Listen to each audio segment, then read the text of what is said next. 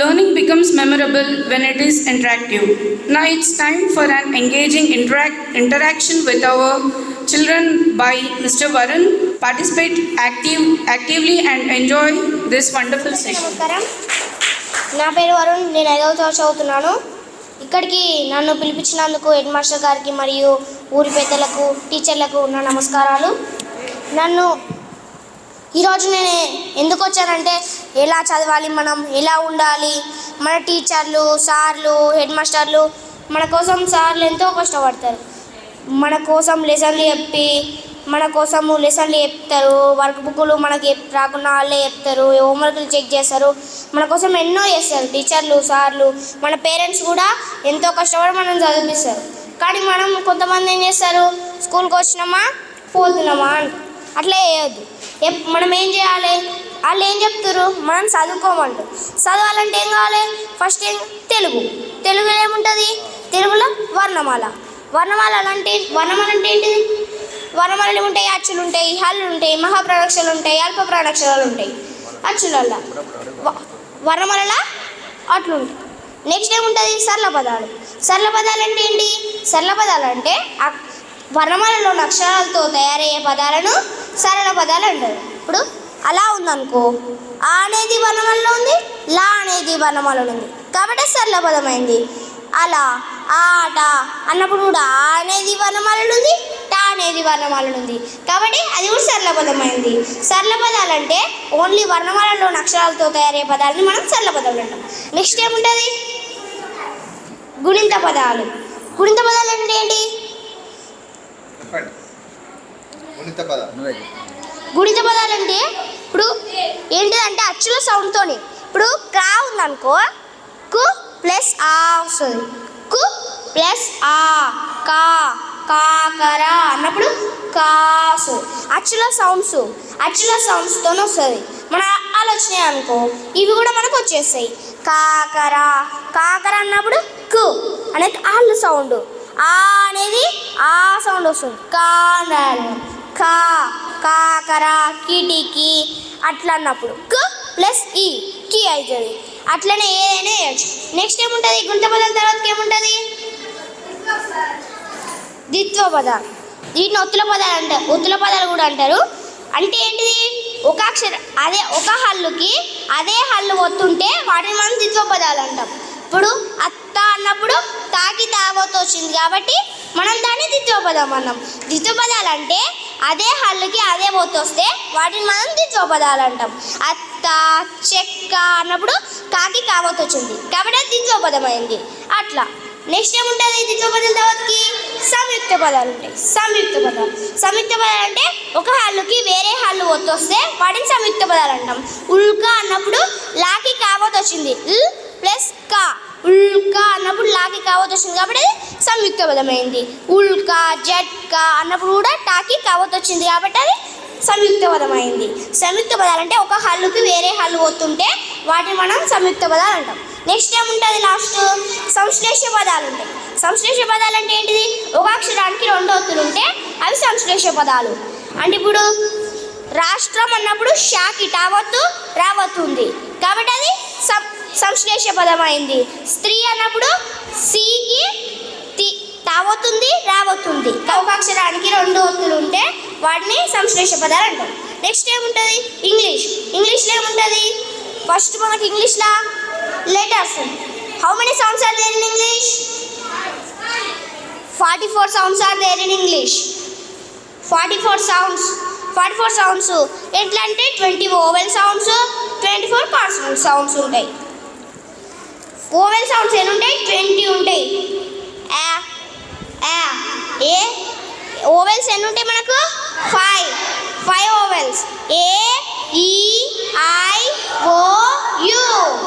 A short vowel sound, A short vowel sound, E short vowel sound, ఏ. I short vowel sound, ఈ. O short vowel sound, ఆ. U short vowel sound, ఆ. Umbrella అన్నప్పుడు umbrella. మనం ఎట్లా గుర్తుపెట్టుకోవాలంటే, A E I O U అన్నప్పుడు ఏ అంటే apple initial sound, apple sound. Next A అని గుర్తుపెట్టుకోవాలి. ఈ షార్ట్ వయల్ సౌండ్ ఏ. ఎగ్ అని గుర్తుపెట్టుకోవాలి. నెక్స్ట్ ఏముంటుంది ఐఏ sound I short vowel sound idli. Next ఏముంటుంది O short vowel sound orange. Next ఏముంటుంది U short vowel sound uncle or umbrella. ఈ 4 ఫుడ్ ఐటమ్స్ని అంకుల్ తీసుకొని వస్తారు. ఈ నెక్స్ట్ ఏముంటాయి టెన్సెస్ ఉంటాయి. టెన్సెస్ ఎన్ని ఉంటాయి? 3 tenses. Past tense, present tense, future tense. Past tense అంటే ఏంటిది? అయిపోయింది అంటే వీటిని తెలుగులో భూతకాలం అంటారు. అయిపోయింది. ఇక వాక్ అన్నప్పుడు వాకుడు అంటాం మనం. వోక్ అంటాం. బ్రష్డ్ అంటే అయిపోయింది. ఐ బ్రష్డ్ మై టీత్ అది అయిపోయింది కాబట్టి మనం అయిపోయింది అనుకో. ఐ బ్రష్డ్ మై టీత్ అనేది ఏ టెన్స్ సంబంధించి ఐ బ్రష్డ్ మై టీత్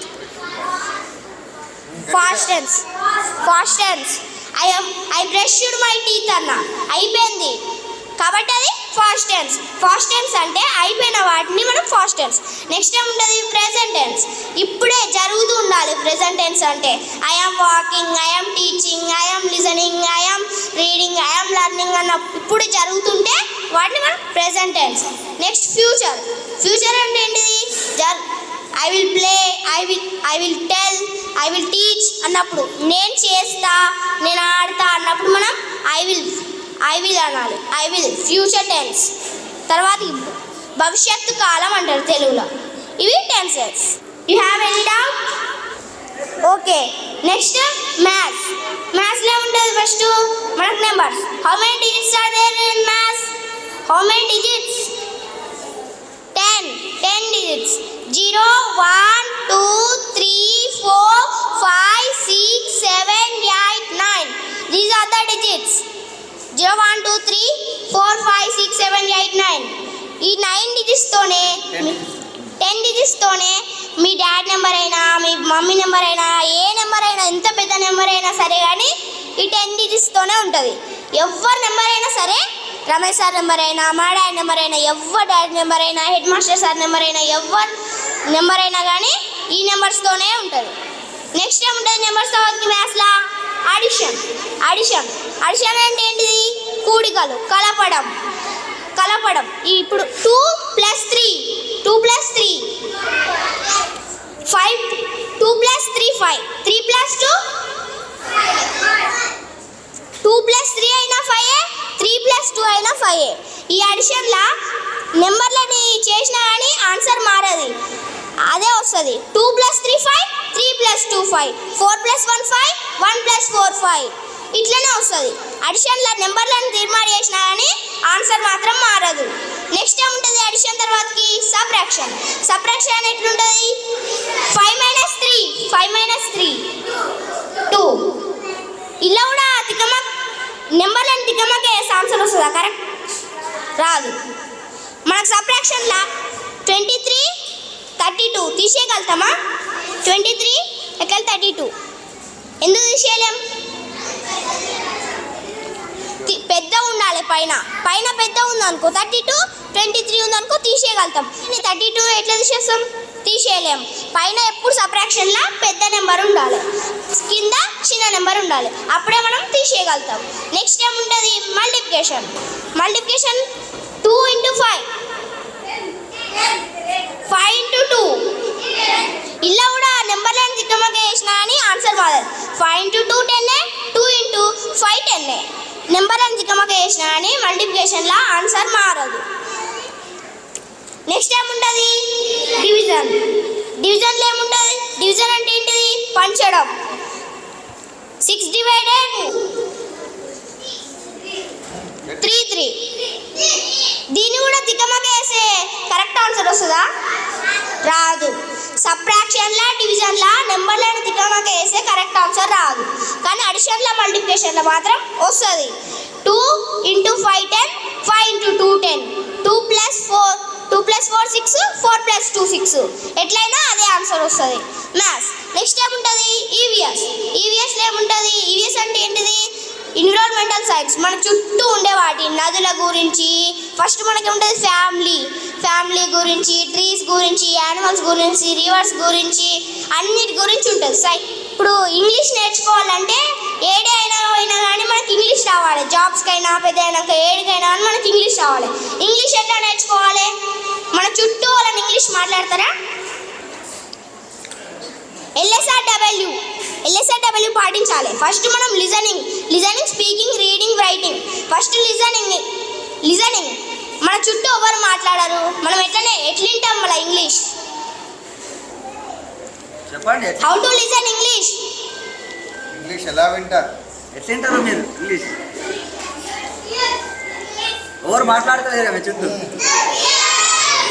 మాట్లాడేవాడు talking in English house daily, that is listening.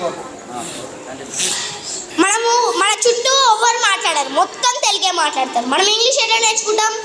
Rams ఉన్నాయి, మనం ఫోన్లు ఉన్నాయి. మన సార్లు అప్పుడు చదువుకున్న వాళ్ళకేమో ఫోన్లు ఏం లేవు, టీవీలు ఏం లేవు. మనకు ఫోన్లు ఉన్నాయి, టీవీలు ఉన్నాయి, అన్నీ ఉన్నాయి. కానీ మనం ఏం చేస్తున్నాం? ఫోన్లలో పిచ్చి వీడియోలు చూస్తున్నాం అన్నీ. ఒకవేళ మనము ఇంగ్లీష్ రేమ్స్ చూసినాం అనుకో, పెప్పా పిగ్ అట్లాంటి ఇంగ్లీష్ క్లాసెస్ చూసినాం అనుకో, మనకి ఇంగ్లీష్ వస్తుంది. మన చుట్టూ ఎవరు మాట్లాడారు కాబట్టి మనం రేమ్స్తో వినొచ్చు, ఫోన్లు వినొచ్చు, టీవీలు వినొచ్చు. ఇంకెట్లా మనం వినొచ్చు ఇంగ్లీష్? ఫోన్లో ఇప్పుడు ఇంగ్లీష్ రేమ్స్ అని కొట్టినాం అనుకో, అన్నీ మనకి ఇంగ్లీష్ రేమ్స్ వస్తాయి. ఇంగ్లీష్ రేమ్స్తోనే మనము చదువుకోవచ్చు, ఇంగ్లీష్ నేర్చుకోవచ్చు, మళ్ళీ టీవీలో నేర్చుకోవచ్చు. మళ్ళీ ఒకవేళ ఫోన్లలోనే ఇక మొత్తం చూసిరానికి ఏమవుతుంది? ఫోన్లకు కూడా అడిక్ట్ కావద్దు. మళ్ళీ ఫోన్లకు టీవీలకు కూడా ఫోన్లకు టీవీలకు అడిక్ట్ అయినాం అనుకో, ఇక మనకు ఇక ఆ స్క్రీన్ చూసి మనకు ఆ బ్రైట్నెస్ మన కళ్ళని అప్పుడు మన కళ్ళకు ఇట్లా తగులుతుంది. అప్పుడు మనం గుడ్డలం అయిపోతాం. కాబట్టి ఎక్కువ ఫోను టీవీలు కూడా చూడొద్దు. కానీ చూసినప్పుడు అయినా కానీ పిచ్చి వీడియోలు చూడకుండా Rams, English Rams classes, English classes, tenses అన్నీ కొట్టినాం అనుకో యూట్యూబ్లో, అవన్నీ వస్తూనే ఉంటాయి మనకు. మనం ఏవి చూస్తే మనకు ఫోన్లో అవే వస్తాయి. మనం ఎప్పుడు పిచ్చి వీడియోలు చూసి టైం వేస్ట్ చేయకుండా మంచి ఇంగ్లీష్ క్లాసెస్ చూస్తే మనకు తెలివి పెరుగుతుంది. ఇప్పుడు గవర్నమెంట్ ప్రైవేట్ స్కూల్ అంటే ఇప్పుడు గవర్నమెంట్ స్కూళ్ళలో ఎవరు వస్తలేరు, అందరు ప్రైవేట్ స్కూళ్ళకే పోతున్నారు. ఎందుకు?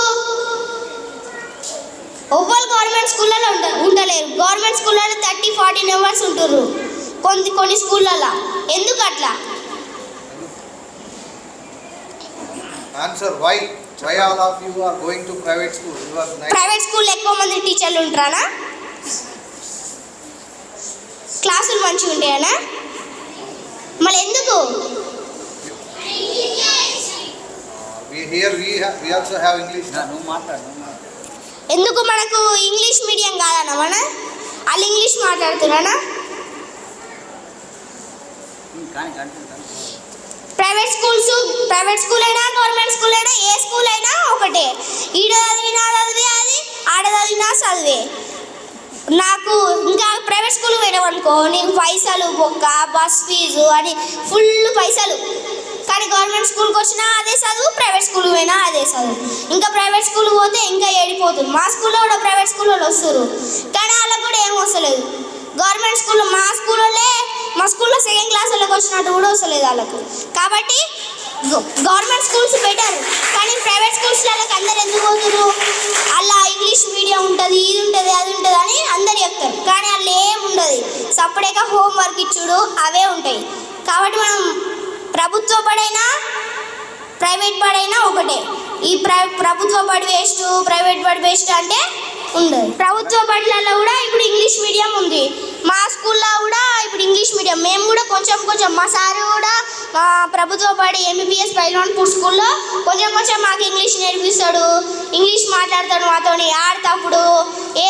ఆడతప్పుడైనా చదువుతప్పుడైనా మాతో ఇంగ్లీష్ మాట్లాడుతారు. గవర్నమెంట్ స్కూల్లో కూడా ఇంగ్లీష్ మాట్లాడుతారు. ప్రైవేట్ స్కూల్లోనే అని కాదు, గవర్నమెంట్ స్కూళ్ళలో కూడా ఇంగ్లీషు ఉంది. కాబట్టి మీరు అందరూ బాగా చదువుకోండి. మళ్ళీ మన టీచర్లు, మన పేరెంట్స్ పేరు నిలబెట్టాలి. మళ్ళీ మనం చదువుకున్న స్కూల్ పేరు కూడా మనం నిలబెట్టాలి. కలెక్టర్లు, ఇంజనీర్లు, లాయర్లు అవి మీరందరూ అవుతారని కోరుకుంటున్నాం.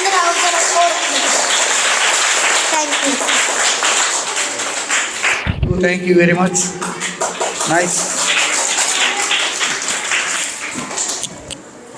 Thank you so much, Varun. That was really a very inspiring and you have really given a very motivation speech for our students.